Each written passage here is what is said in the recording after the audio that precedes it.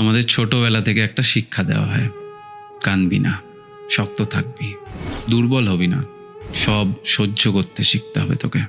ধীরে ধীরে আমরাও বুঝে নিই যে পৃথিবী হয়তো শক্ত মানুষকে বেশি পছন্দ করে, তাই আমরা হঠাৎ করে একটা মুখোশ পরে নিই, হাসি খুশি থাকার মুখোশ, আমরা ভালো আছি সেটার মুখোশ, আমার কিচ্ছু হয়নি বলার মুখোশ।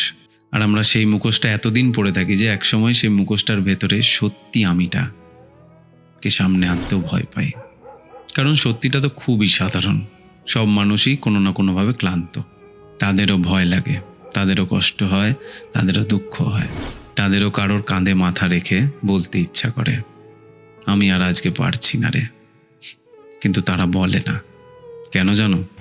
কারণ তারা ভয় পায় মানুষ যদি তাদেরকে দুর্বল ভেবে দূরে চলে যায়, যদি সবাই তার ওপর থেকে ভরসা হারিয়ে ফেলে তার জন্য, যদি সেই মানুষটা আর শক্ত মানুষ না থাকে সবার কাছে, সেই জন্য তাই তারা একদম চুপ হয়ে যায়।